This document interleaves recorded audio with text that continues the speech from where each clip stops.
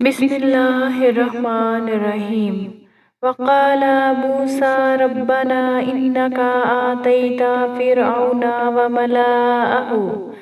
زينة وأموالا في الحياة الدنيا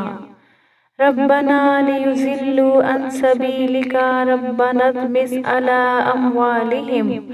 واشدد على قلوبهم فلا يؤمنوا حتى يروا العذاب الأليم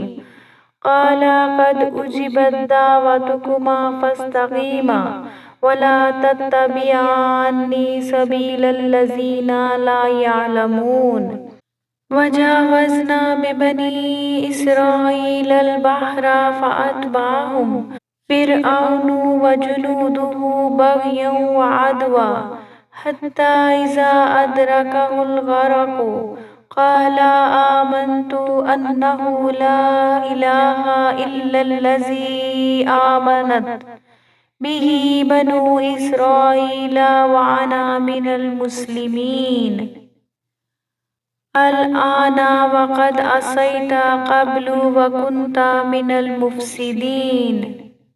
اور موسیٰ نے کہا اے ہمارے پروردگار تو نے فرعون اور اس کے سرداروں کو دنیا کی زندگی میں بہت سا ساز و برگ اور مال و زر دے رکھا ہے۔ اے پروردگار ان کا مال یہ ہے کہ تیرے رستے سے گمراہ کر دیں۔ اے پروردگار ان کے مال کو برباد کر دے اور ان کے دلوں کو سخت کر دے کہ ایمان نہ لائیں جب تک عذاب علیم نہ دیکھ لیں۔ خدا نے فرمایا کہ تمہاری دعا قبول کر لی گئی تو تم ثابت قدم رہنا اور بے عقلوں کے رستے نہ چلنا۔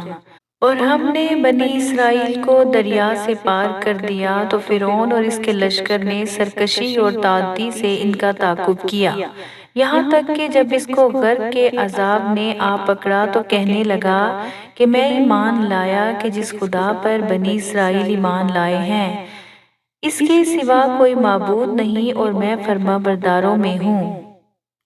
جواب ملا اب ایمان لاتا ہے حالانکہ تو پہلے نافرمانی کرتا رہا اور مفسد بنا رہا۔ فَالْيَوْمَ نُنَجِّيكَ بِبَدَنِكَ لِتَكُونَ لِمَنْ خَلْفَكَ آيَةً وَإِنَّ كَثِيرًا مِنَ النَّاسِ عَنْ آيَاتِنَا لَغَافِلُونَ وَلَقَدْ بَوَّأْنَا بَنِي إِسْرَائِيلَ مُبَوَّأَ صِدْقٍ وَرَزَقْنَاهُمْ مِنَ الطَّيِّبَاتِ فَمَا اخْتَلَفُوا حَتَّى جَاءَهُمُ الْعِلْمُ إِنَّ رَبَّكَ يَقْضِي بَيْنَهُمْ يَوْمَ الْقِيَامَةِ فِيمَا كَانُوا فِيهِ يَخْتَلِفُونَ فَإِن كُنتَ فِي شَكٍّ مِّمَّا أَنزَلْنَا إِلَيْكَ فَاسْأَلِ الَّذِينَ يَقْرَؤُونَ الْكِتَابَ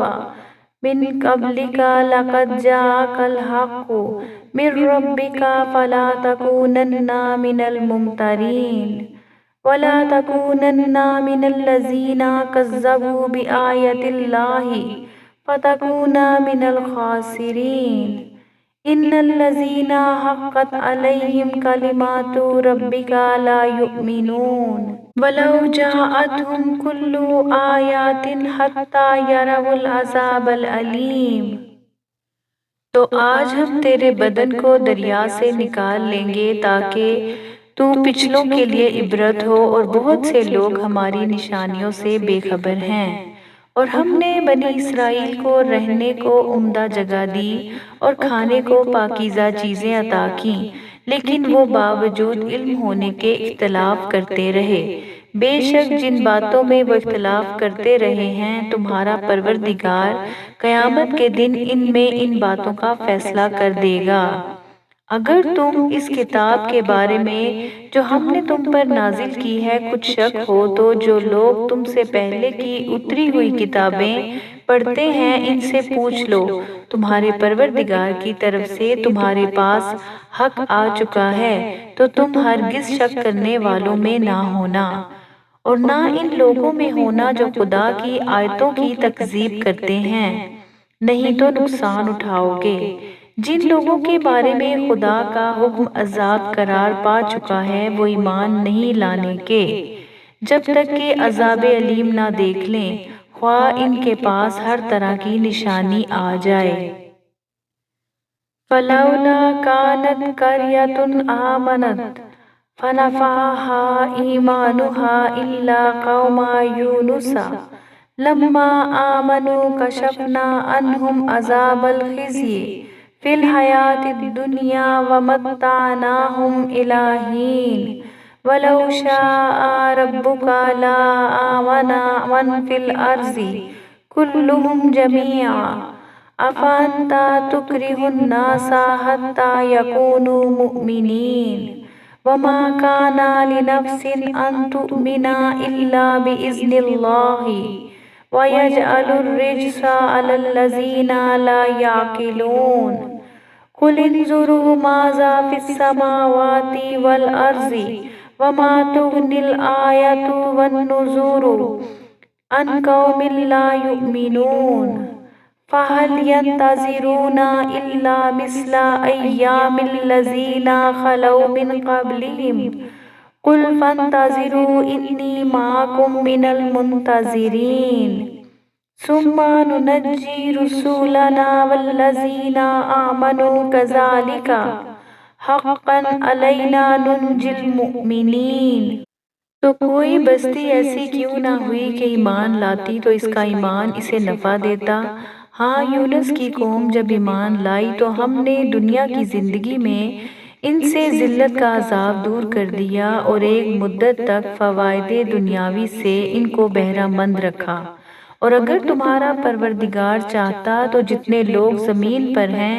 سب کے سب ایمان لے آتے۔ تو کیا تم لوگوں پر زبردستی کرنا چاہتے ہو کہ وہ مومن ہو جائیں؟ حالانکہ کسی شخص کو قدرت نہیں ہے کہ خدا کے حکم کے بغیر ایمان لائے، اور جو لوگ بے عقل ہیں ان پر وہ کفر و ذلت کی نجاست ڈالتا ہے۔ ان کفار سے کہو دیکھو تو زمین اور آسمانوں میں کیا کچھ ہے، مگر جو لوگ ایمان نہیں رکھتے ان کی نشانیاں اور ڈراوے کچھ کام نہیں آتے۔ سو جیسے برے دن ان سے پہلے لوگوں پر گزر چکے ہیں اسی طرح کے دنوں کے یہ منتظر ہیں۔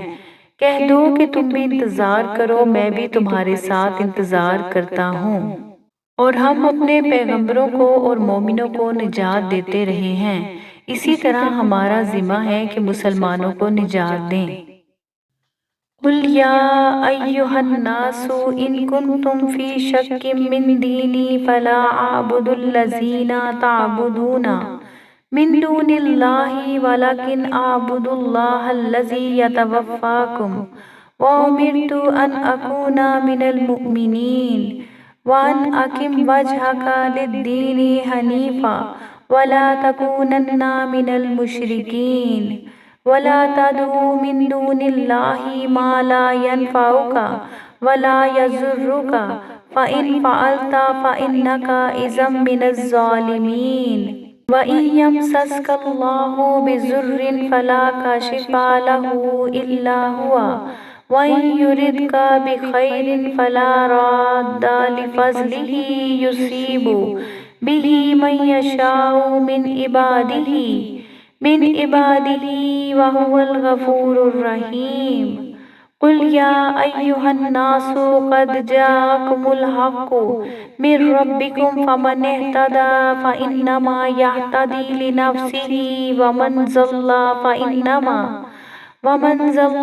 فإنما يضل عليها وما أنا عليكم بوكيل